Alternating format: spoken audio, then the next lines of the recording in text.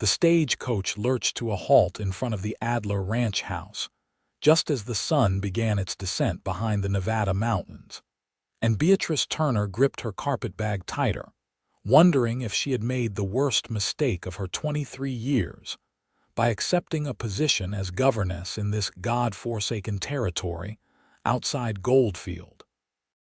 The driver offered his weathered hand to help her down, and she stepped onto the dusty earth, her traveling dress already covered in a fine layer of grit from the journey. The ranch house sprawled before her, larger than she had expected, built from rough-hewn timber and stone with a wide porch that wrapped around the front.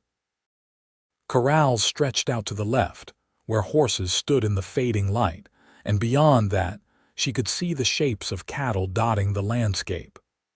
Everything smelled of sage and dust, and something wild she could not name. Before she could gather her courage to approach the door, it swung open, and a man stepped onto the porch. He was tall, broad-shouldered, with dark hair that needed cutting and a face that might have been handsome if it had not looked so thoroughly carved from granite. His eyes were the color of storm clouds, and they regarded her with something between resignation and despair. "Miss Turner." His voice was rough, as though he had not used it much lately. "Yes, Mr. Adler, I presume. Cole Adler." He descended the steps, moving with a cattleman's easy grace despite his size. "You made good time from Carson City." The stage was surprisingly punctual. She smoothed her skirts, acutely aware of how disheveled she must look. "I trust my credentials were satisfactory." "You came recommended by Mrs. Henderson. That is enough." His gaze flickered to the driver who was hauling down her trunk. "Thompson, set that on the porch. I will settle with you." While the men conducted their business, Beatrice took the opportunity to study her new employer more carefully. He could not have been much past 30, though the lines around his eyes suggested he had lived harder years than most. His clothes were clean but worn, his boots scuffed from constant use. Everything about him spoke of a man who worked his land with his own hands. But there was something else too, something hollow in the set of his shoulders, as though he carried a weight that had nothing to do with physical labor. The stagecoach pulled away, leaving her alone with this stranger in the gathering dusk. Cole Adler turned back to her, and for a moment neither spoke. Then a crash sounded from inside the house, followed by childish shouting, and something flickered across his face. Pain, perhaps. Or simply weariness. "You should meet them now," he said. "Fair warning, Miss Turner, they are not easy children." "I did not expect them to be." She followed him up the steps and through the door into a spacious front room. The furniture was sturdy and well made, but dust covered every surface and the curtains hung askew. A basket of mending had been abandoned in one corner, and dirty dishes cluttered a side table. It was the home of someone who had stopped caring about such things. Two children stood in the center of the room, frozen in the act of what appeared to be a tug of war over a wooden horse. The girl was perhaps 7, with wild dark curls and her father's gray eyes. The boy was younger, maybe 5, with a rounder face and hair that stuck up in every direction. "Sarah, James." Cole's voice held a note of authority that made both children release the toy. "This is Miss Turner. She has come from Carson City to be your governess." Sarah's eyes narrowed with immediate suspicion. "We do not need a governess. That is not your decision." Cole's tone remained even, but Beatrice detected a thread of steel beneath it. "You will show her respect and follow her instruction. Is that understood?" "Yes, sir," James mumbled, but Sarah merely crossed her arms and glared. Beatrice stepped forward, crouching down so she was closer to their eye level. "I know this must seem strange. You do not know me and I do not know you, but I promise I will do my best to help you learn and grow. Perhaps we can become friends in time." "We do not need friends," Sarah said coldly. And we do not need you. We need our mother, but she is dead." The words hung in the air like a curse. Cole's face went rigid, and for a moment Beatrice thought he might speak harshly, but instead he simply turned away. "I will show you to your room, Miss Turner. The children can have cold supper tonight." "But Papa," James began. "No arguments." Cole picked up her trunk as though it weighed nothing. "Sarah, you are in charge until I return. No more fighting." Beatrice followed him up a narrow staircase to the second floor, where he led her to a modest room at the end of the hall. It contained a bed, a washstand, a small wardrobe, and a window that looked out over the darkening landscape. He set her trunk down with more force than necessary. "My late wife's things are stored in the attic," he said without looking at her. "If you need anything for teaching, you may look there. Primers, slates, that sort of thing. She was educated." "Mr. Adler," Beatrice said gently, "how long ago did you lose her?" "8 months." The words came out clipped. "You will take your meals with the children in the kitchen. I eat separately. Breakfast is at 6, dinner at noon, supper at 7. Sundays are your own after church, and you will have Wednesday afternoons free. Your wages will be paid on the 1st of each month." "Do you have questions?" "Many, but they can wait." She studied his profile, the rigid set of his jaw. "I am truly sorry for your loss." He nodded once sharply and left without another word. His boots echoed on the wooden floors, and then she heard him descending the stairs. A door closed somewhere below, and the house fell silent. Beatrice sank onto the bed, suddenly exhausted. She had known, of course, that Mrs. Adler had passed. The agency in Carson City had mentioned it, explaining that Cole Adler needed someone to care for his children, to educate them, and help manage the household. They had not mentioned how raw the grief still seemed, how it clung to this house like smoke. She thought of the children downstairs, their anger and confusion barely masked. She thought of Cole Adler's hollow eyes.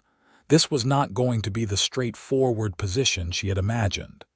This was a family that had been shattered, and somehow she was supposed to help hold the pieces together. After washing her face and hands in the basin, Beatrice made her way back downstairs. She found the children in the kitchen, a large room dominated by a cast iron stove and a long wooden table.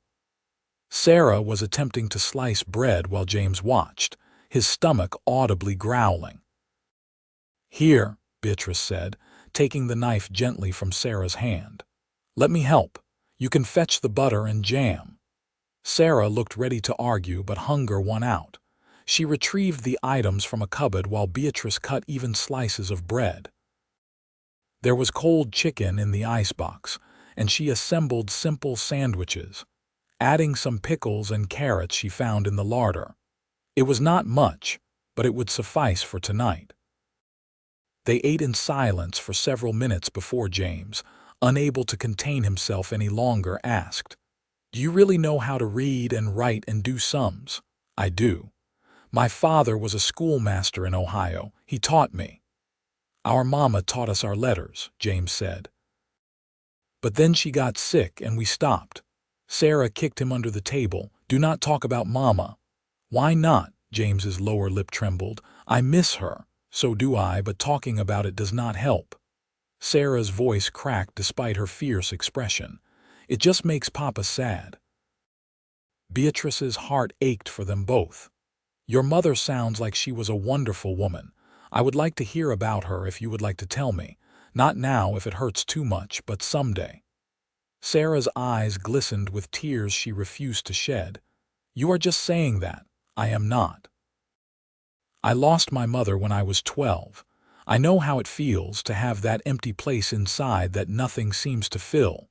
For a moment, Sarah's armor cracked, and Beatrice glimpsed the frightened child beneath. Then the girl stood abruptly, her chair scraping against the floor. "I am going to bed." "Come on, James." After they left, Beatrice cleaned the kitchen, washing the dishes they had used and the ones that had been abandoned earlier. She found a rhythm in the simple task, letting her hands work while her mind processed everything she had observed. This family was drowning in grief, each member isolated in their own pain. Cole had buried himself in work and silence. Sarah was trying to be strong by shutting everyone out. James was still young enough to reach for connection, but old enough to sense he should not. She dried the last dish and put it away, then walked through the darkened house to the front room. Through the window, she could see lamplight in a building she had not noticed before, probably a barn or workshop. Cole was out there, still working despite the late hour. Still running from his sorrow. Beatrice had come west seeking a new start after her father's death had left her alone in the world. She had expected to teach children their lessons and earn her keep. She had not expected to walk into the middle of so much pain. But she was here now, and something in her refused to turn away from people who needed help, even if they did not know how to ask for it. The next morning arrived with harsh sunlight and the crow of roosters. Beatrice dressed quickly in a serviceable calico dress and made her way downstairs to find the kitchen empty. A glance at the clock showed it was nearly 6. She had overslept, still tired from yesterday's journey. She hastily started a fire in the stove and began preparing breakfast. She found eggs, flour, milk, and bacon and set about making hot cakes and frying the meat. The children appeared just as she was setting the table, both looking surprised to find food ready. "Where is Papa?" James asked, climbing into his chair. "I have not seen him this morning." Beatrice poured milk for them both. "Does he usually take breakfast with you?" "No," Sarah said. "He eats before us, then goes out to work. But someone always makes us breakfast. Martha was supposed to come." "Martha, she lives in town. She has been coming to cook and clean since Mama died, but she cannot be here every day. Papa said that is why he needed a governess." Sarah spoke matter-of-factly, but her eyes held a challenge. "Martha is a good cook." "I am sure she is." Beatrice set plates in front of them. "I hope this will do for today." James attacked his food with enthusiasm, but Sarah ate more slowly, studying Beatrice with those two wise eyes. "Why did you come here?" "To Nevada, I mean. Do you not have family back east?" "My father passed away last year. There was nothing left for me in Ohio." Beatrice poured herself a cup of coffee. "I wanted to see something new." "And you picked Goldfield." Sarah's tone made it clear she thought this was an odd choice. The position was available and the pay was fair. Sometimes that is reason enough. "Papa pays well because no one wants to stay," Sarah said bluntly. "The last governess left after 2 weeks. The one before that lasted a month." "Sarah, that is enough." Cole's voice came from the doorway. He stood there in a clean shirt, his hair damp as though he had just washed. His eyes went to the food on the table, then to Beatrice. "I apologize. I should have woken you and explained the routine. It was no trouble." She stood, reaching for another plate. "Would you like some breakfast? I have already eaten." He moved to the stove, pouring himself coffee. "Martha will be here this afternoon to see to the washing and cleaning. You should focus on the children's education. The schoolroom is upstairs, the first door on the right. My wife set it up 2 years ago." "We have not been in there since Mama died," James said softly. Cole's hand tightened around his cup. "Then it is time you returned. Finish your breakfast, then go with Miss Turner. I want you studying for 3 hours this morning. After dinner, you may have free time if you have done well." He left before anyone could respond, the door closing firmly behind him. Sarah pushed her food around her plate, her appetite apparently gone. James looked between his sister and the door, confusion written across his young face. "He is just sad," James whispered. "He does not mean to be short." "I know." Sarah's voice was equally quiet. "But it has been 8 months. When does the sadness end?" Beatrice had no answer for that.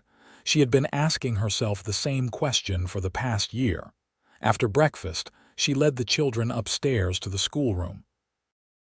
When she opened the door, dust motes danced in the sunlight streaming through the windows. The room was smaller than the others but beautifully arranged. A large desk sat at the front, with two smaller student desks facing it. Bookshelves lined one wall, filled with primers, readers, and various texts. A slate board hung on another wall, and maps of the United States and the world were tacked up beside it. A globe sat on a corner table, and there were specimens of rocks and pressed flowers in glass cases. "Your mother created a wonderful space for learning," Beatrice said, running her hand along one of the shelves. "She loved teaching," James said. "She used to be a real teacher before she married Papa. She taught in a school in California. Then I have big shoes to fill." Beatrice opened the windows to let in fresh air. "Shall we start by seeing what you remember? Sarah, can you read for me?" They spent the morning assessing the children's knowledge. Sarah could read well for her age, though her writing needed work. She was quick with arithmetic and had a sharp memory for facts. James was still struggling with his letters but showed enthusiasm for learning. Both children had clearly been well taught before their mother's illness. As they worked, Beatrice noticed Sarah watching her with guarded eyes, as though waiting for her to make a mistake or give up. The girl had been disappointed too many times already. It would take more than one morning to earn her trust. At noon, Martha arrived, a stout woman in her 50s with kind eyes and capable hands.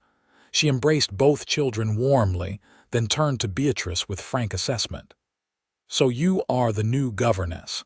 I hope you have more staying power than the last few. These children need consistency." "I intend to stay as long as I am needed," Beatrice said. "Good." Martha untied her bonnet. "I will have dinner ready within the hour. Roast beef and potatoes suit you." "That sounds wonderful." Over dinner, Martha kept up a steady stream of conversation, asking the children about their morning lessons and sharing gossip from town.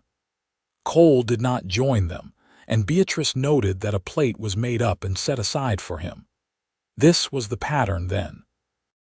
He took his meals alone, avoiding even this small connection with his children. After dinner, as promised, the children were released to play outside. Beatrice watched from the window as they ran toward the barn, their energy finally unleashed after hours of sitting still. She saw Cole emerge from one of the outbuildings, speaking briefly to a ranch hand before his gaze tracked to his children. Even from this distance, she could see the longing in the set of his shoulders, the way he started toward them before stopping himself and turning away. "He used to play with them every evening," Martha said quietly, coming to stand beside her. "He would chase them around the yard, give them rides on his shoulders, tell them stories about the ranch. But after Margaret died, he just stopped. I think it hurts too much to be close to them. They remind him of what he lost." "And they lose him too," Beatrice murmured, "on top of losing their mother." "Exactly," Martha sighed. "I have tried talking to him, but he will not listen. He is a good man, Cole Adler. He has always been fair to his workers, generous with the town when there is need, devoted to his family. But grief has hollowed him out. I fear if something does not change, he will lose his children entirely, even though they are standing right in front of him." How long had he and Margaret been married? Nearly 10 years. She came west as a mail-order bride, if you can believe it. Cole's mother arranged it before she passed. Margaret arrived expecting to marry a rough cowboy and found Cole instead. Martha smiled at the memory. "He might work cattle and build fences, but Margaret used to say he had the soul of a poet. They were happy, truly happy, and then she got sick and there was nothing anyone could do. What illness took her? Fever turned to pneumonia. It came on fast. She was gone within a week." Martha shook her head. "Cole has not been the same since, and those children are suffering for it. Beatrice spent the afternoon helping Martha with household tasks while the children played. She learned the layout of the house, where supplies were kept, the rhythms of the ranch. Men came and went, ranch hands checking with Cole about various tasks. The Adler ranch was clearly a substantial operation, with several hundred head of cattle and a remuda of horses that were the envy of the territory, according to Martha. Cole has a gift with horses, Martha explained as they folded laundry. He can gentle the wildest Mustang, train them to work cattle better than any other mount in Nevada. Before Margaret died, he spent hours in the corrals, working with the horses, teaching Sarah and James to ride. Now he barely touches them except when necessary. That evening, Beatrice prepared supper with Martha's guidance, learning what the family liked and how much to cook for the ranch hands who sometimes took meals in the bunkhouse. She called the children in as the sun began to set, had them wash up, and sat them down to chicken and dumplings. Cole appeared briefly, took his plate, and disappeared into his study. Beatrice felt a flash of frustration. How could he cut himself off so completely? Could he not see what it was doing to Sarah and James?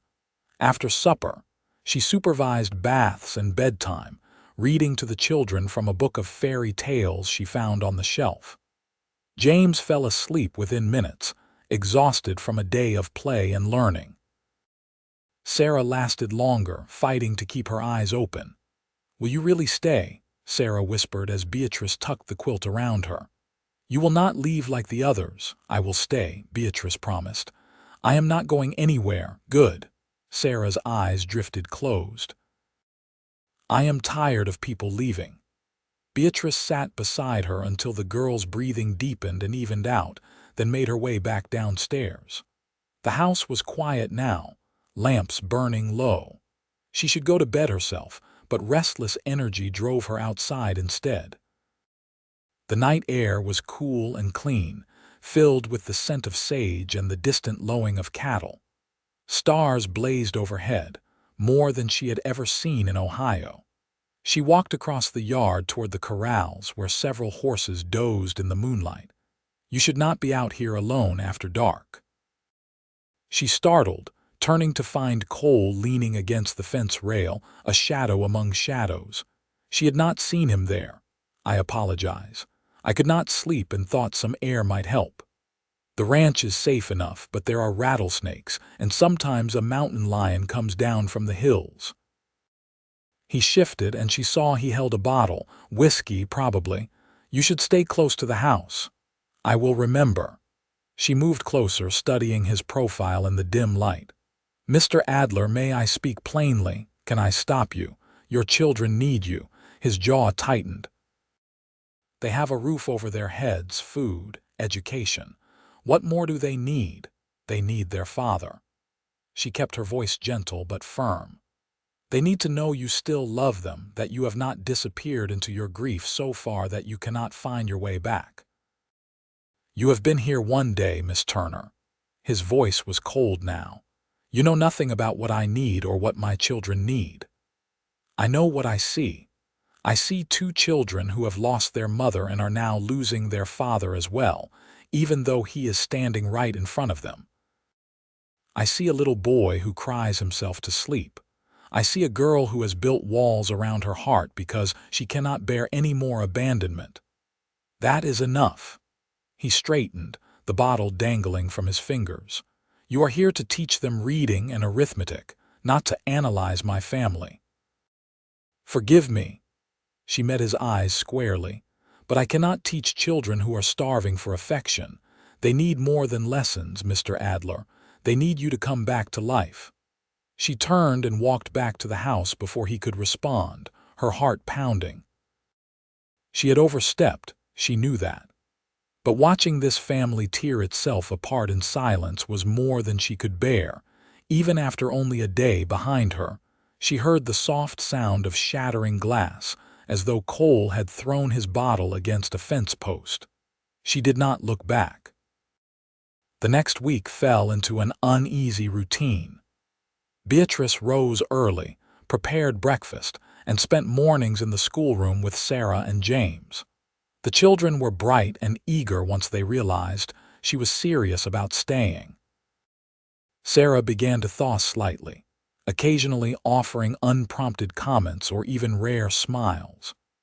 James attached himself to Beatrice with the uncomplicated affection of a 5-year-old, chattering about everything from bugs he found to stories his mother used to tell.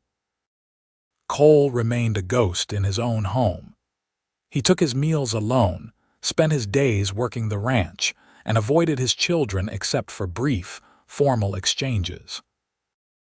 Beatrice caught him watching them sometimes, when he thought no one noticed, but he never approached, never joined their games or their conversations. It infuriated her.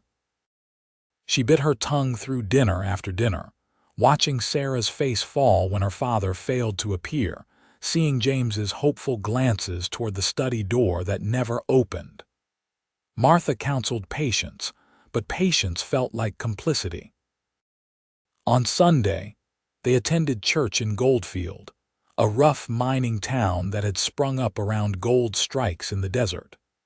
The church was a simple wooden structure, packed with miners, ranchers, and families from the surrounding area. Cole sat stiffly in the pew, Sarah and James on either side of him, while Beatrice sat beside James. Several women approached after the service, welcoming her and offering friendly advice about surviving in Nevada. "You are with the Adler children?" one woman asked, her eyes kind. "Poor dears. They have been through so much. We all loved Margaret. She organized our church socials and taught Sunday school." "She sounds like she was remarkable," Beatrice said. She was. "And Cole is a good man, though he has retreated so far into himself I wonder if he will ever find his way out."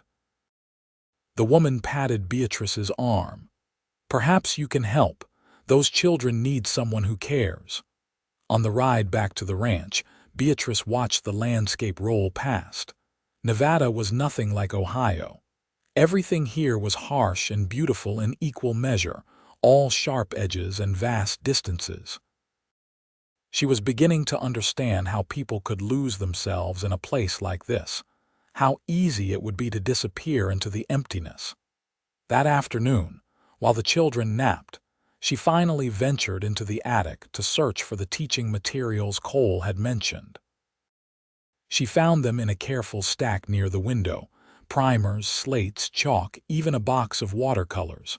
But she also found other things: a wedding dress carefully preserved, a trunk of letters tied with ribbon, a christening gown, photographs in frames showing a lovely woman with dark hair and a warm smile standing beside Cole.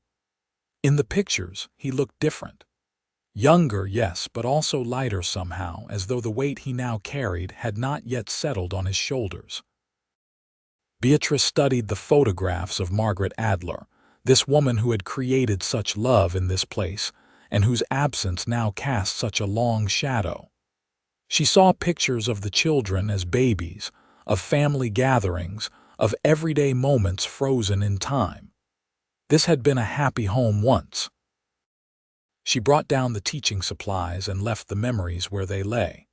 Some things needed to be found when the time was right, not before. The following Wednesday, her afternoon off, Beatrice borrowed a gentle mare named Daisy and rode into Goldfield. The town was bustling with activity: miners streaming in and out of saloons, freight wagons kicking up dust, children playing in the streets. She posted a letter to her friend in Carson City, purchased some thread and fabric from the general store, and treated herself to lunch at a small restaurant. As she was leaving, she nearly collided with a man entering. He caught her elbow to steady her, tipping his hat in apology. "Pardon me, miss. I should watch where I am going. No harm done." She smiled and continued on, but felt his eyes following her. When she glanced back, he was still watching, a speculative look on his face. Something about it made her uncomfortable, though she could not say why. She mounted Daisy and rode back to the ranch, pushing the encounter from her mind. She had more important things to worry about than a stranger's curious stare. That evening, as she was reading to the children before bed, she heard raised voices from downstairs. Cole's voice, sharp with anger, and another man responding in placating tones.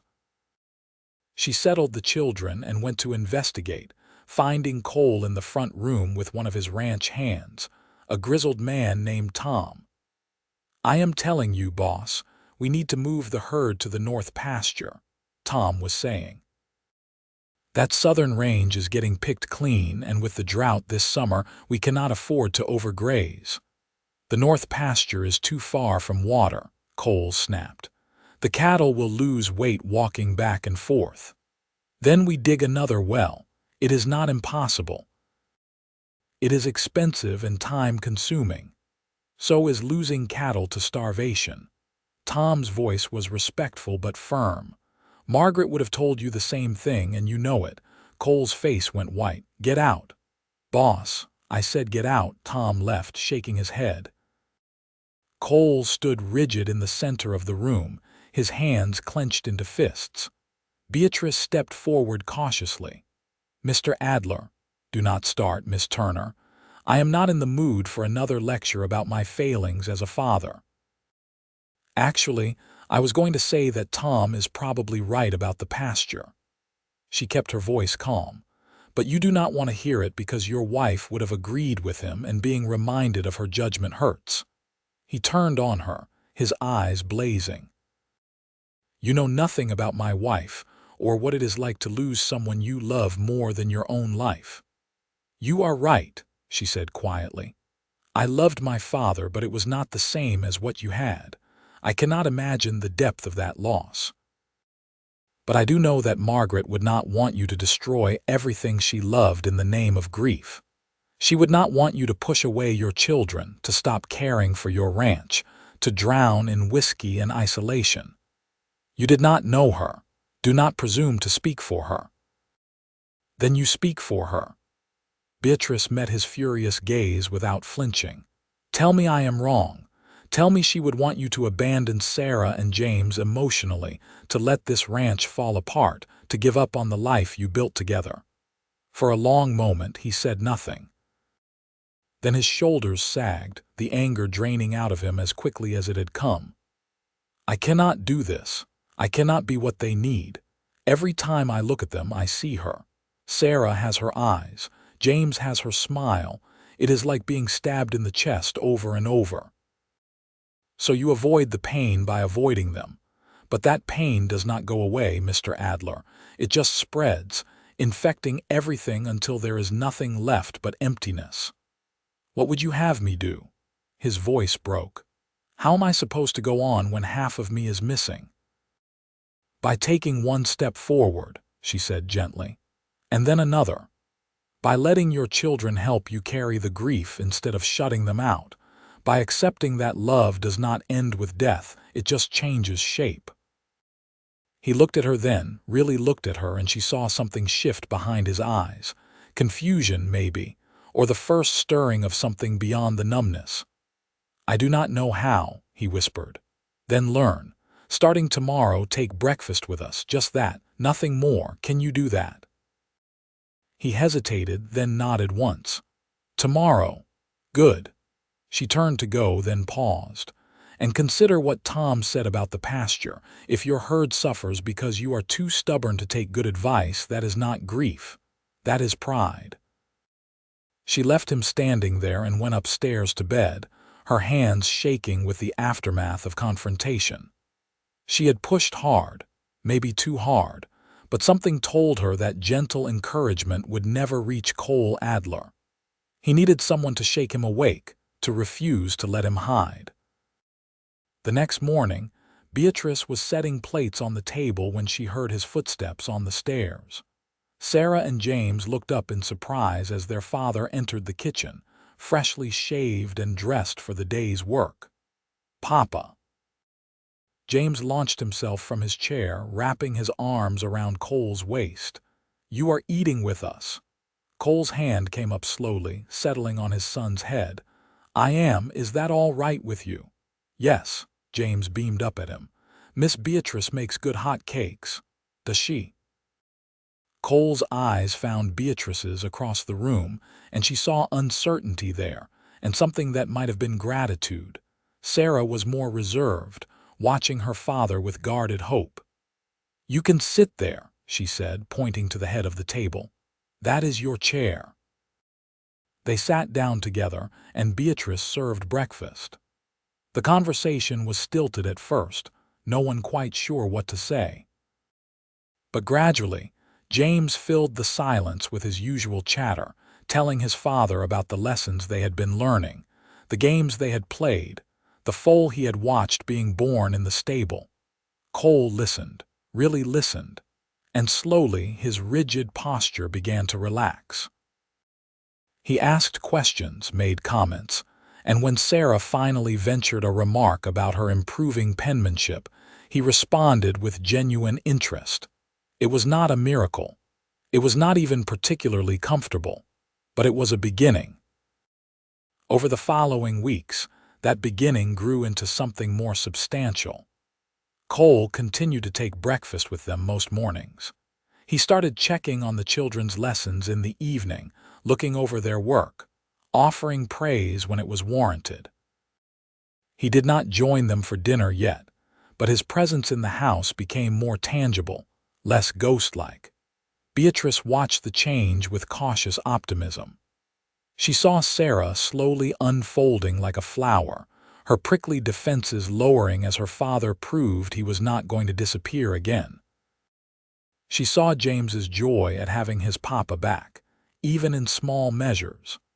And she saw Cole himself beginning to re-engage with his life, making decisions about the ranch with more clarity, speaking to his men with more authority. But she also saw the cost. She saw the lines of pain around his mouth when James threw his arms around him. She saw how his eyes would go distant and shadowed at unexpected moments. She saw him late at night, standing alone in the dark, his shoulders bowed under a burden that never quite lifted.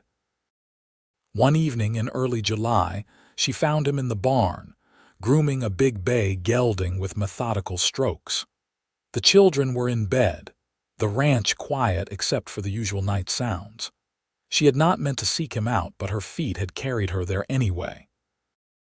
"He is beautiful," she said, approaching slowly so as not to startle the horse. "His name is Thunder. I raised him from a colt." Cole ran his hand along the gelding's neck. "Margaret named him. She said he moved like a thunderstorm rolling across the desert. She had a poet's way with words." "She did." He set down the brush, patting Thunder's shoulder. "Thank you, Miss Turner, for what? For pushing me, for not letting me hide." He turned to face her, leaning against the stall door. "The other governesses, they tiptoed around me, acted like I was made of glass. But you looked at me like I was a coward, and you were right. I have been a coward.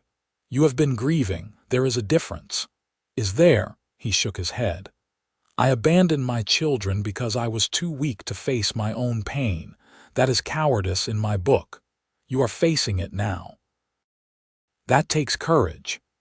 They stood in the lantern light, the shadows long around them, and Beatrice felt something shift in the air between them.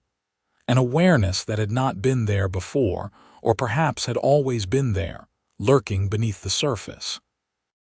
"You are not what I expected," Cole said quietly.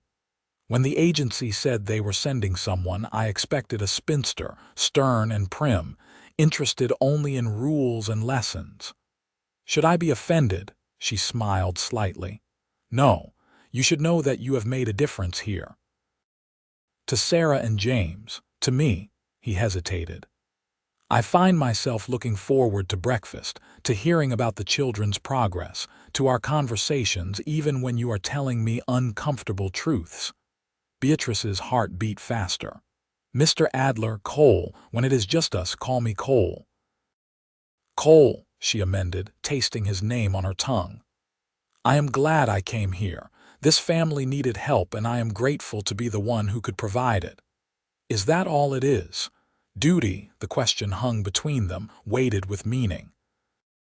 Beatrice knew she should lie, should maintain the professional distance appropriate for an employee, but something in his eyes stopped her. "No," she said softly. "It is not just duty. I care about Sarah and James, and I care about you. I want to see you heal, to find your way back to the man you were before grief hollowed you out. What if I cannot find that man again? What if he is gone forever? Then you become someone new, someone who carries his grief but is not defined by it. Someone who can love and laugh and live again, even though it hurts." Cole took a step toward her, close enough that she could see the golden flecks in his gray eyes. "You speak as though you understand. I lost my father. I spent a year wishing I had died with him. And then one day I realized that the best way to honor him was to live the life he would have wanted for me. A full life, not one shrunk by fear and sorrow. And you think I can do that? I know you can. I have seen you doing it little by little every day." He reached out, his calloused hand gentle as it cupped her cheek. "You are remarkable, Beatrice Turner." Her name in his mouth felt like a gift. She leaned into his touch for just a moment before stepping back, aware that they were crossing a line that could not be uncrossed. "I should go in." "It is late." He let his hand fall, but his eyes held hers. "Beatrice?" "Yes, thank you for everything." She fled before she could do something foolish like step back into his arms. Her heart was racing, her skin tingling where he had touched her. This was dangerous territory.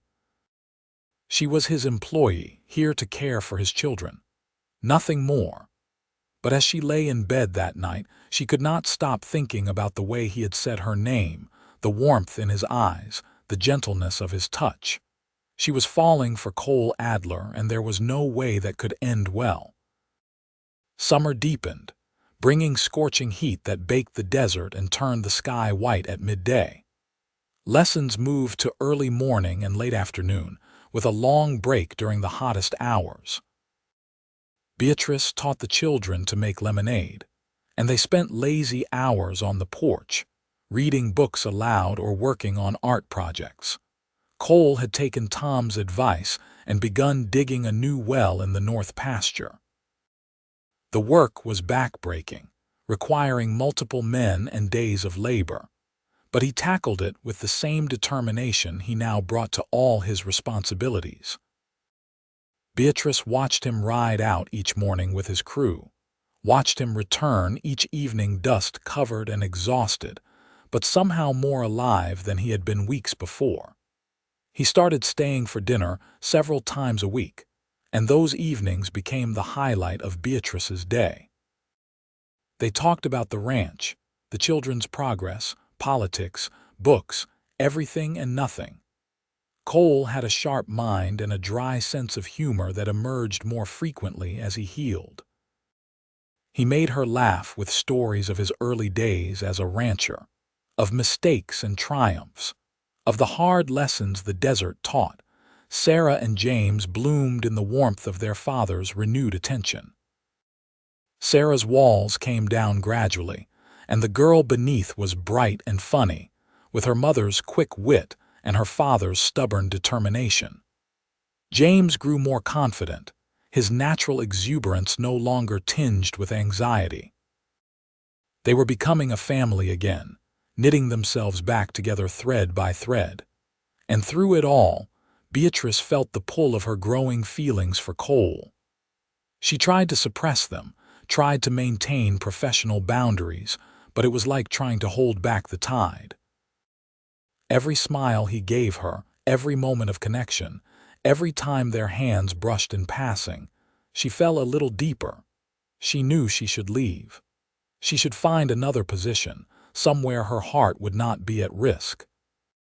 But she could not bring herself to go, could not bear to abandon this family who had become so important to her.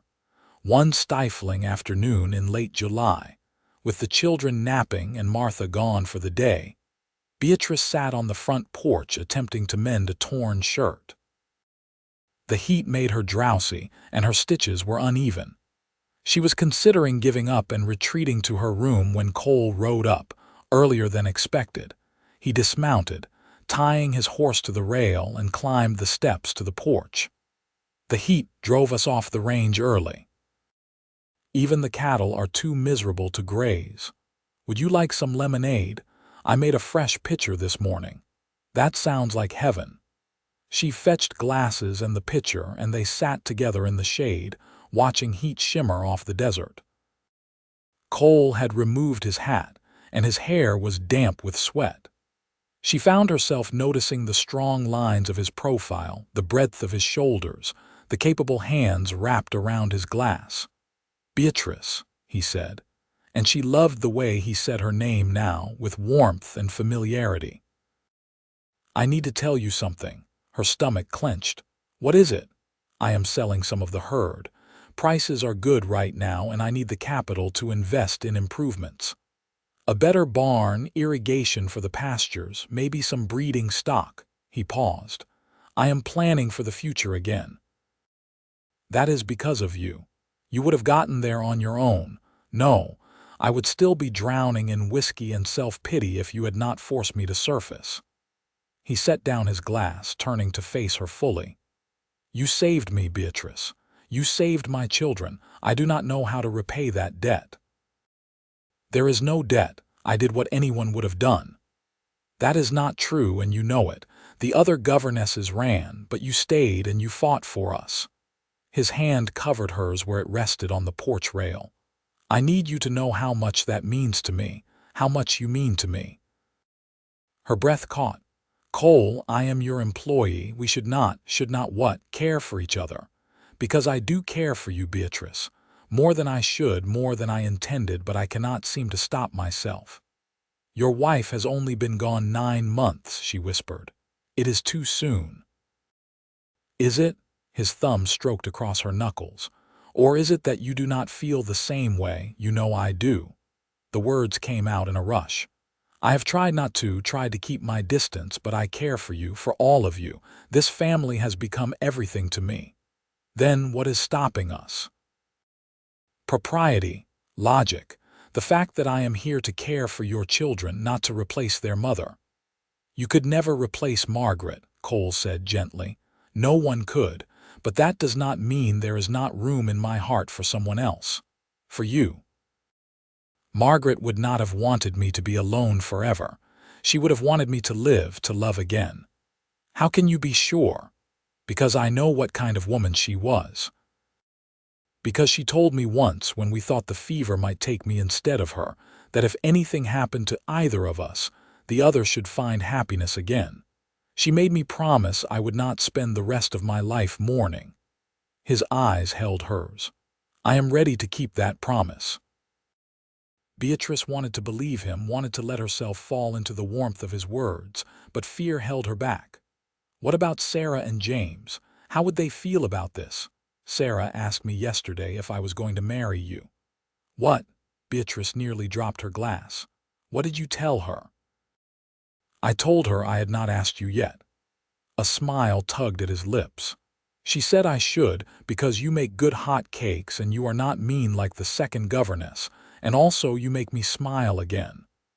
"Cole, this is not a decision to make lightly. I am not making it lightly. I have thought about nothing else for weeks." He took both her hands now, his grip warm and sure. "I know this is fast. I know we have only known each other for 2 months. But out here, life is uncertain. I learned that when I lost Margaret. I do not want to waste time pretending I do not feel what I feel." "And what do you feel?" "That I am falling in love with you." His voice was steady, certain. "That when I wake up in the morning, the first thing I think about is seeing you at breakfast. That you have brought light back into this house, back into my life. That I want you to stay, not as a governess, but as my wife." The world seemed to stop. Beatrice stared at him, her heart pounding so hard she thought it might burst from her chest. "You are proposing?" "I am. Marry me, Beatrice. Be my wife. Be a mother to Sarah and James. Be the partner I need to build a life with. I cannot promise it will always be easy." This is hard country, and grief does not disappear overnight. But I can promise to love you, to cherish you, to work every day to be the man you deserve." Tears stung her eyes. She thought of all the reasons she should say no, all the practical objections, all the ways this could go wrong. But when she looked at Cole, when she saw the hope and vulnerability in his face, none of those reasons mattered. "Yes," she said. "Yes, I will marry you." His smile was like the sun breaking through clouds. He pulled her into his arms, and she went willingly, feeling the solid warmth of him, the steady beat of his heart beneath her cheek.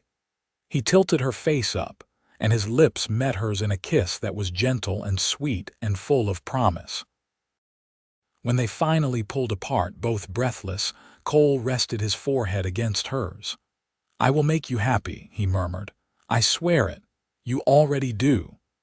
They sat together on the porch until the children woke, talking quietly about the future. Cole wanted to marry soon, within the month if Beatrice agreed. There was no point in waiting, and he wanted to start their life together properly. They would need to go to Goldfield to see the pastor, to arrange the ceremony, to purchase a ring.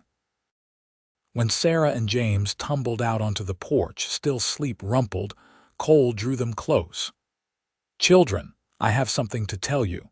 I have asked Miss Beatrice to marry me, and she has agreed. How do you feel about that?" James whooped with joy, throwing his arms around Beatrice's waist. "You are going to be our mama, not your mama," Beatrice said carefully. "No one can replace your mother, but I will be your stepmother, and I will love you and care for you just as much." Sarah was quieter, studying Beatrice with those serious eyes. "Will you still teach us?" "Of course." "That will not change, and you will stay forever, forever," Beatrice promised. Sarah nodded slowly, then a smile broke across her face. "Good, I like you. I like you too." That evening they celebrated with a special dinner. Martha, when told the news, cried happy tears and declared it was about time. She produced a cake she had been saving for a special occasion, and they ate it on the porch as the sun set, painting the desert in shades of gold and crimson. Later, after the children were in bed, Cole walked Beatrice out to the barn to check on a mare that was due to foal. They stood in the lantern light, watching the mare pace her stall, and Cole took Beatrice's hand. "I want you to know," he said quietly, "that I do not expect you to erase Margaret's memory. Her things are still in the attic, her presence is still part of this house. If that bothers you, I can put some of it away, but—" "No," Beatrice interrupted. "She was part of your life, part of this family's story. I would never ask you to erase that. The children should grow up knowing their mother, remembering her, and you should be able to remember her without guilt. You are an extraordinary woman. I am a practical one. I know I am not walking into a blank slate. This house has a history, and I am joining it, not replacing it." He kissed her then, deeper this time, with more passion, and she felt heat pool in her belly. When he pulled back, his breathing was ragged. "We should set a date soon," he said roughly. "Otherwise I may forget myself." She laughed, her face flushed. 2 weeks. That should give us time to make arrangements." 2 weeks, he agreed. "I will ride into Goldfield tomorrow and speak with Pastor Williams." The next 2 weeks passed in a blur of preparation. Martha took charge of the wedding plans with the enthusiasm of a general marshalling troops. A dress was ordered from the dressmaker in town, flowers arranged, food planned. Invitations were sent to neighboring ranches and to friends in Goldfield. It would be a small wedding held at the ranch, but it would be proper and joyful. Beatrice wrote to her friend in Carson City, explaining the unexpected turn her life had taken. She felt a twinge of doubt sometimes, late at night when she was alone. Was this too fast? Was she making a mistake? But then she would see Cole at breakfast, or feel his hand in hers on an evening walk, or watch him laugh at something James said, and she knew she was making the right choice. Sarah threw herself into wedding preparations with surprising enthusiasm. She helped pick wildflowers for bouquets, practiced her curtsy for the ceremony, and informed Beatrice very seriously that she would be in charge of making sure everything went perfectly. "Mama would want Papa to be happy," Sarah said one afternoon as they sorted through ribbons for decorations. "And you make him happy. I can see it in his eyes." "Your mama was a wise woman," Beatrice said. "She was the best." Sarah's voice was wistful but not anguished. "I miss her every day, but I am glad you are here. It is like having someone to help carry the missing." Beatrice pulled the girl into a hug, her throat tight. "We will carry it together. All of us." The morning of the wedding dawned clear and bright, the heat tempered by a blessed breeze that rolled down from the mountains. Beatrice woke early, her stomach full of butterflies. Martha arrived before breakfast, shooing Cole out of the house and declaring that it was bad luck for him to see the bride before the ceremony. The dress fit perfectly, a simple gown of ivory cotton with lace at the collar and cuffs. Martha helped her arrange her hair, weaving wildflowers into the dark curls. When Beatrice looked at herself in the mirror, she hardly recognized the woman staring back. She looked happy. She looked like a bride. Guests began arriving around noon. Ranch families from miles around, people from Goldfield, even a few of Cole's former military friends who had made the journey from California. The house filled with laughter and good wishes, and Beatrice felt overwhelmed by the warmth of the community that was welcoming her. The ceremony was held in the front yard under a cottonwood tree that Margaret had planted years before. Pastor William spoke about love and commitment, about the beauty of new beginnings even after loss. Cole stood straight and handsome in a new suit, his eyes never leaving Beatrice's face as she walked toward him on Tom's arm, the old ranch hand having volunteered for the honor. Sarah and James stood as witnesses, both scrubbed and dressed in their finest. When the pastor asked if anyone objected to the union, James piped up with, "I think it is a good idea," sending ripples of laughter through the crowd. Cole's vows were simple and heartfelt. "I promise to love you, to honor you, to be your partner in all things. I promise to work every day to be worthy of the gift you have given me by agreeing to be my wife. I promise that you will never doubt your place in my heart." Beatrice's own vows trembled as she spoke them. "I promise to stand beside you through whatever comes. I promise to love your children as my own. I promise to help build a life here that honors the past while embracing the future. I promise to love you with everything I have." When Pastor Williams declared them husband and wife, Cole's kiss was tender and reverent, and the crowd erupted in cheers. Beatrice felt tears on her cheeks, but they were tears of joy, of relief, of coming home to a place she had not known she was searching for. The celebration lasted well into the evening. Tables groaned under the weight of food brought by the guests. There was music and dancing, stories and toasts. Cole never left Beatrice's side, his hand always finding hers, his eyes warm with love and contentment. As the sun set and the party began to wind down, Sarah and James presented Beatrice with a gift they had made themselves. A sampler embroidered with uneven stitches that read, "Family is not just blood, it is love." "We wanted you to know you are really part of us now," Sarah said solemnly. Beatrice hugged them both, overcome. "Thank you. I will treasure this always." Later, when the last guests had departed and the children were finally, reluctantly, in bed, Cole led Beatrice to the room they would now share. It had been thoroughly cleaned and rearranged, the heavy curtains of mourning replaced with lighter fabric, fresh flowers on the dresser. "Are you happy?" he asked, drawing her into his arms. "Happier than I ever imagined I could be," she said honestly. "No regrets. None. You. Only that I did not find you sooner." He kissed her forehead, her cheeks, her lips. "I love you, Beatrice Adler." She smiled at the sound of her new name. "I love you too." That night, as they lay together in the darkness, listening to the familiar sounds of the ranch settling around them, Beatrice reflected on the strange path that had brought her here. She had come to Nevada expecting to be a governess, nothing more. She had found instead a family that needed healing, a man who needed to learn to live again, and a love she had never dared to hope for. The months that followed were some of the happiest of Beatrice's life. She settled into her role as wife and mother with surprising ease, finding that the love she felt for Cole and the children made even the hardest days worthwhile. The ranch prospered under Cole's renewed attention, the new well transforming the north pasture into prime grazing land. He hired more hands, expanded the horse operation, and began breeding cattle that commanded top prices at market. Beatrice continued teaching Sarah and James, watching with pride as they progressed in their studies. Sarah developed a passion for reading and could often be found with her nose in a book.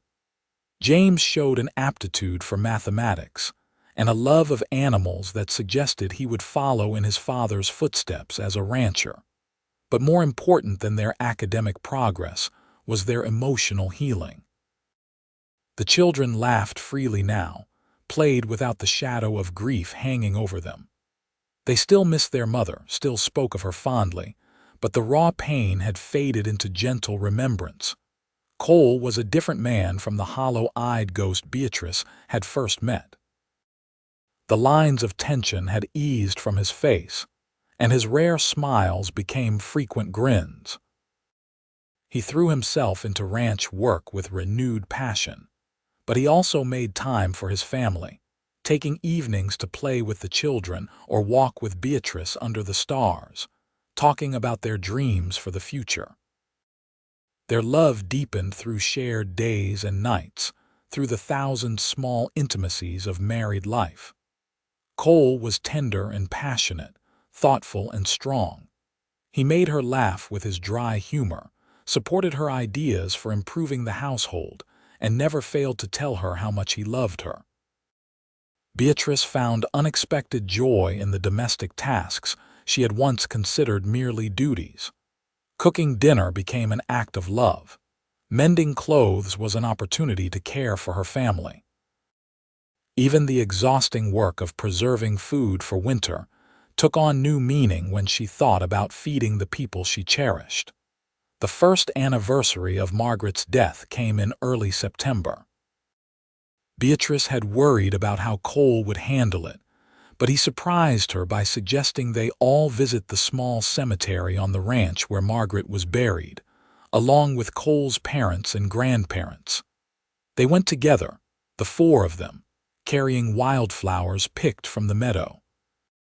Sarah and James placed their flowers on their mother's grave, and James said a prayer he had learned in Sunday school. Cole stood with his hand on Beatrice's shoulder, his face peaceful rather than anguished. "Thank you," he said to the gravestone, his voice steady. "Thank you for the years we had, for our beautiful children, for teaching me how to love. I will never forget you, but I am learning to live again just as you wanted. Rest easy, my dear Margaret." Beatrice felt tears on her cheeks, but they were cleansing tears, not bitter ones. This was how grief should be processed, she thought, with love and gratitude, not denial and isolation. As they walked back to the house, Sarah slipped her hand into Beatrice's. "I am glad we have you," she said simply. "I am glad I have you too, all of you." That winter was mild by Nevada standards, with only a few heavy snows that blanketed the desert in white. Christmas came, and Beatrice threw herself into making it special. She baked cookies with the children, helped them make gifts for their father, and surprised everyone with a small pine tree she convinced Tom to cut from the foothills. They decorated it with paper chains and strings of popcorn, and on Christmas morning, The children's delight made all the effort worthwhile. Cole gave Beatrice a beautiful shawl he had ordered from San Francisco, the fabric so fine it felt like silk against her skin. She gave him a new watch to replace the battered one he carried, engraved with the words "Time for Happiness." In the spring, Beatrice discovered she was pregnant. She told Cole one evening after the children were in bed, nervous about his reaction. She need not have worried. His face lit up like the sunrise, and he swept her into his arms, spinning her around until she laughed and begged him to stop. "A baby," he breathed, settling her back on her feet and placing his hand reverently on her still flat stomach. "We are going to have a baby. Are you happy?" Happy does not begin to cover it. He kissed her with such tenderness she felt tears prick her eyes again. "You have given me so much, Beatrice. You have given me back my life, my children, my hope. And now this. I do not deserve you." "Yes, you do. You deserve every happiness." When they told Sarah and James the next morning, the reactions were predictably mixed. James was thrilled, already planning all the things he would teach his new sibling. Sarah was more reserved, processing this new development with her usual seriousness. "Will you still have time for us?" she asked finally. "When the baby comes." "Of course," Beatrice assured her. "I will always have time for you. You are my children just as much as this new baby will be. Promise." "I promise."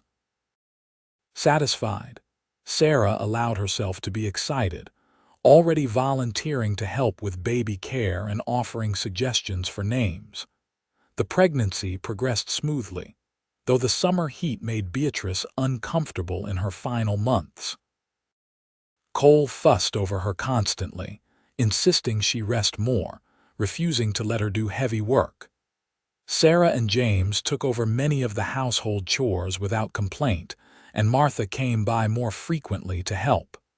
On a warm evening in October, Beatrice went into labor.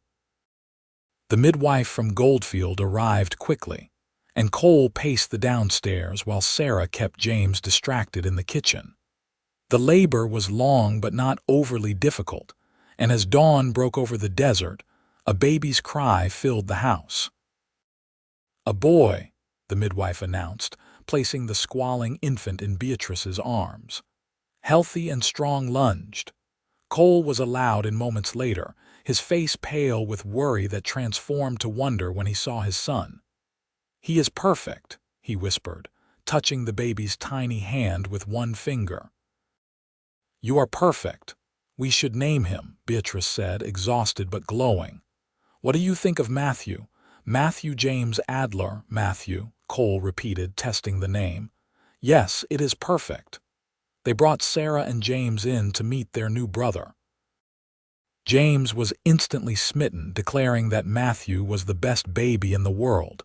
Sarah was more cautious, but Beatrice saw the softness in her eyes as she looked at the infant.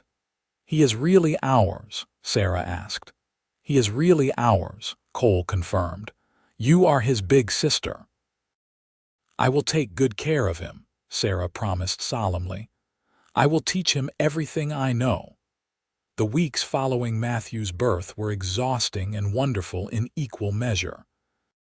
Beatrice marveled at how quickly she adapted to motherhood, how natural it felt to nurse and soothe and love this tiny person. Cole was a devoted father, taking turns walking a fussy baby in the middle of the night, changing diapers without complaint, and gazing at his son with such adoration that Beatrice's heart ached with happiness. Sarah and James were excellent helpers, fetching blankets and entertaining the baby with silly faces. The family unit that had been fragile and broken just over a year ago was now strong and whole, bound together by love and commitment. As winter settled in again, and Matthew grew from a newborn into a fat, happy infant, Beatrice reflected on the unexpected journey that had brought her to this place. She had come to the Adler ranch as a governess, a temporary solution to a family in crisis. She had stayed because she could not bear to abandon people who needed her. And somewhere along the way, without quite realizing it, she had fallen in love not just with Cole, but with this entire life. She had taught Cole to live again, had shown him that grief did not have to be a prison. But he had taught her things too. He had taught her that love could bloom in the harshest soil, that broken things could be mended, that family was not just about blood but about choice and commitment and showing up day after day.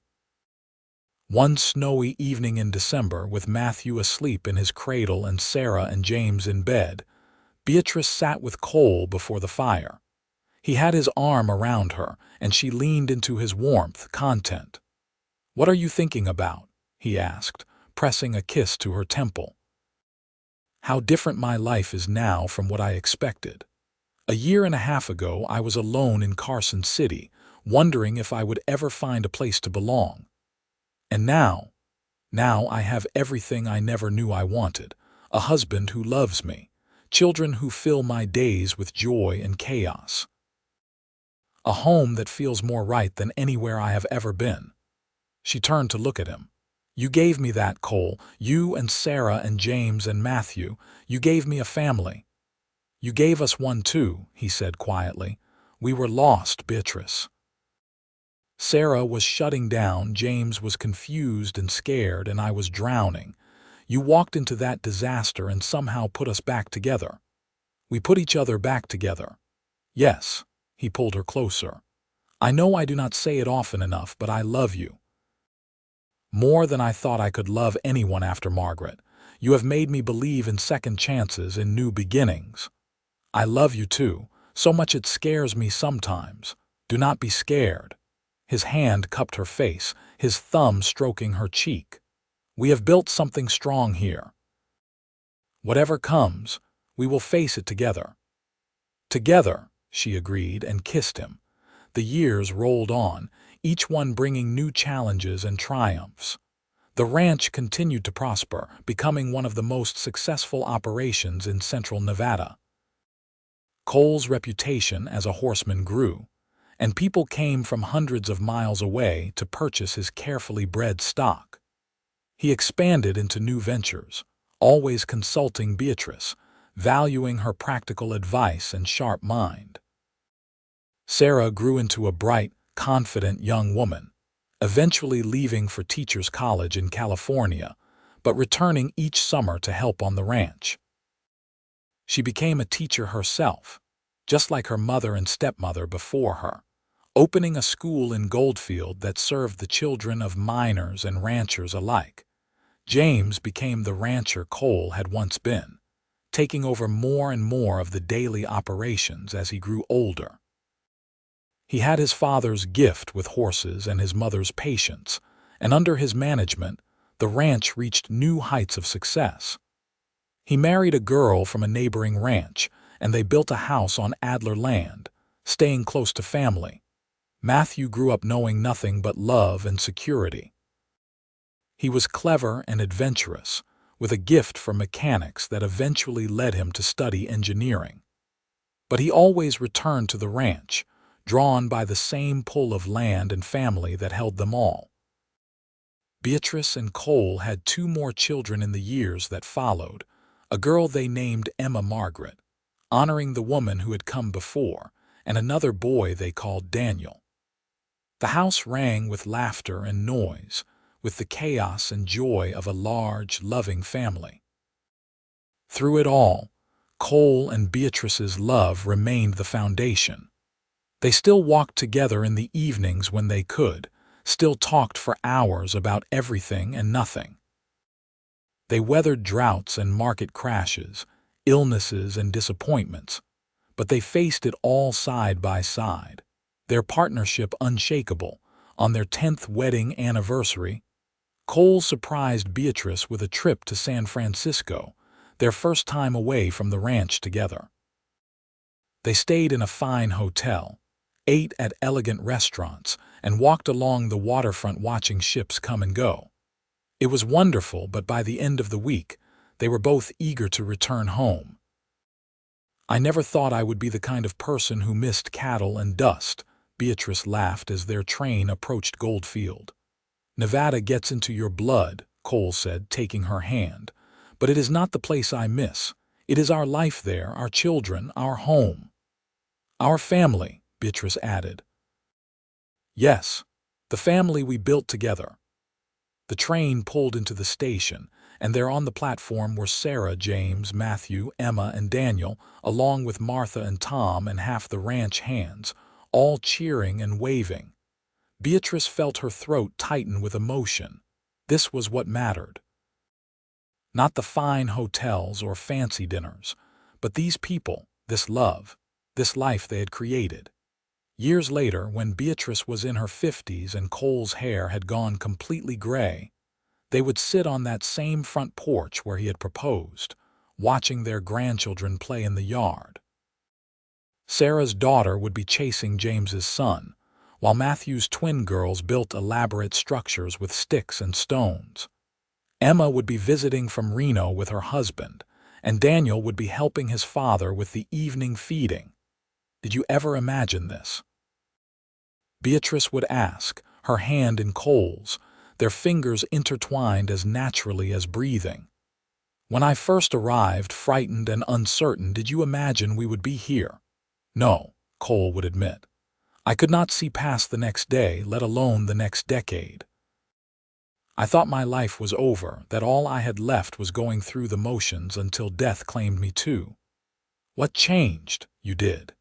He would turn to her, his eyes still storm gray but warm now, filled with life and love. You showed me that endings can be beginnings. That loss does not have to destroy us.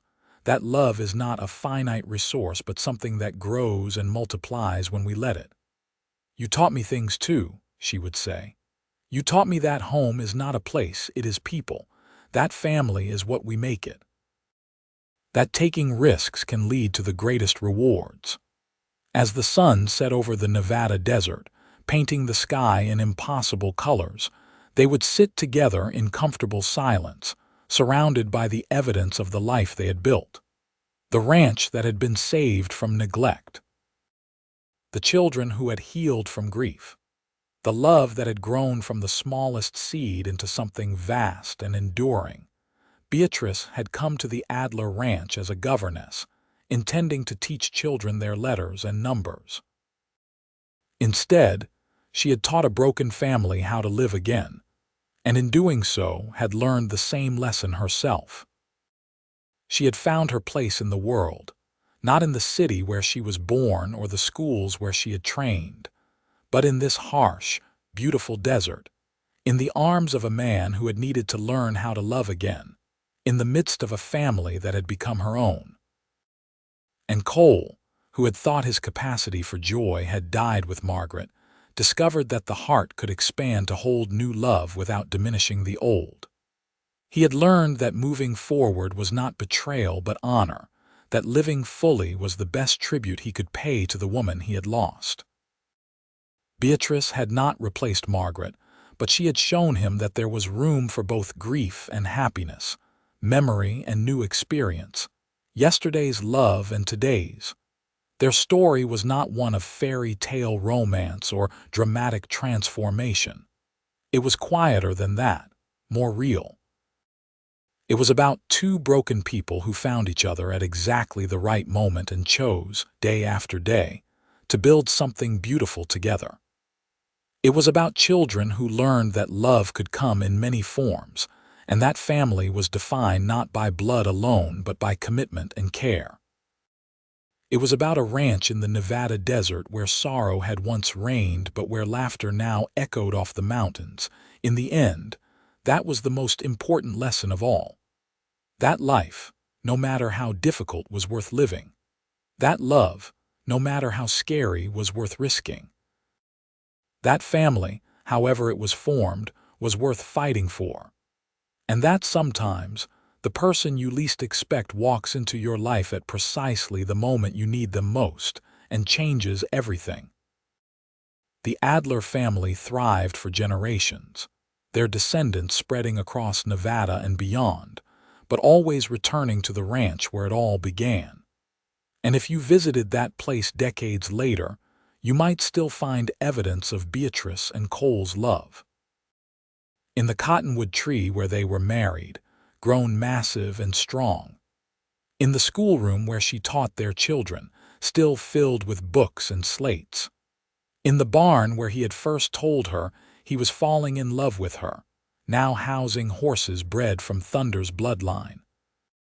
But most of all, you would find it in the stories passed down from grandmother to grandchild, of the governess who came west and saved a family, and the cowboy who learned to live again, of love that bloomed in the harshest soil, of a woman who taught with patience and a man who learned with humility, of children who found joy after sorrow, of a family that proved, over and over, that the best things in life are worth waiting for, worth working for, worth believing in even when hope seems lost. And somewhere in the desert night, if you listened carefully, you might hear the echo of laughter, the murmur of loving voices, the sounds of a family at peace. You might feel the presence of all those who had lived and loved in that place, from Margaret who had built the foundation, to Beatrice who had built upon it, to all the children and grandchildren who carried their legacy forward. That was the true happy ending. Not a moment frozen in time, but a life lived fully, a love that endured, a family that grew and changed but never broke. It was ordinary and extraordinary all at once, the kind of story that happened every day in the Wild West and yet remained miraculous each time. Beatrice Turner had come to Nevada seeking employment. She found instead her destiny, her family, her home, and a love that lasted a lifetime. She had taught Cole Adler to live again, and he had taught her the same. Together, they had created something neither could have built alone, a legacy of love, resilience, and the unshakable belief that no matter how dark the night, dawn would always come. And when their time finally came, many years later, they were laid to rest side by side in the small cemetery on the ranch, near Margaret's grave, all three of them at peace. Their headstone bore simple words chosen by their children. They taught us how to live, how to love, and how to carry on. It was enough. It was everything. It was the story of the governess and the cowboy, of grief transformed into joy, of endings that became beginnings, of a family that proved love could conquer even the deepest sorrow. And in the Nevada desert, under the endless sky, their story lived on, whispered by the wind, carried in the hearts of all who came after, a testament to the enduring power of love, faith, and the courage to begin again.